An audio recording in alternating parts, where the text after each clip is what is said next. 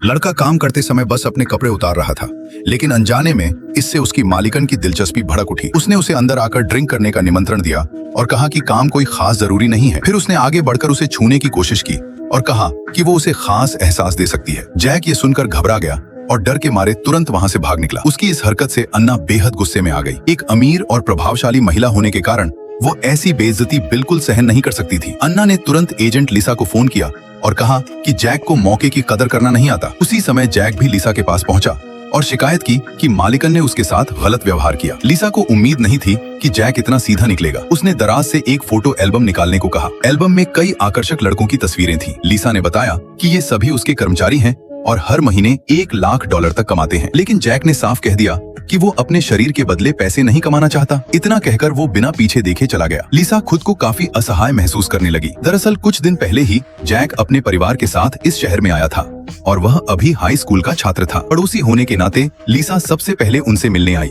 और तभी उसकी नजर हैंडसम जैक पर पड़ी। उसे पता चला कि उनका परिवार आर्थिक रूप से कमजोर है, इसलिए उसने सोच समझकर जैक के लिए पार्ट टाइम नौकरी ढूंढ दी। यह सुनकर उसकी माँ बहुत खुश हुई और बोली कि नए शहर में इतना अच्छा पड़ोसी मिलना सच में किस्मत की बात है। अगले दिन स्कूल में जैक ने सुना कि कुछ सहपाठी भी लिसा के लिए काम करते हैं और महीने में $1,00,000 तक कमा रहे हैं। यह सुनकर उसके मन में लालच जाग उठा। स्कूल खत्म होते ही वह सीधे लिसा के घर पहुंच गया। उसे देखकर लिसा बहुत खुश हुई और उसने एक विजिटिंग कार्ड देकर अगला पता बता दिया। जैक तुरंत वहां पहुंचा, लेकिन उसे समझ आया कि यह काम लॉन काटने का नहीं है। वह गुस्से में वापस लिसा के पास गया और नौकरी छोड़ने की बात कह दी। जैक को लगा कि अब यह मामला यहीं खत्म हो जाएगा, लेकिन जब वह घर लौटा तो देखा कि लिसा पहले से वहां मौजूद है और उसने उसकी माँ को एक कार भी दे दी है। यह देखकर जैक हैरान रह गया। लिसा ने कहा कि कार बिल्कुल मुफ्त है, बस शर्त इतनी है कि जैक काम जारी रखे। उसकी माँ खुशी से झूम उठी और बेटे से मेहनत करने को कहा।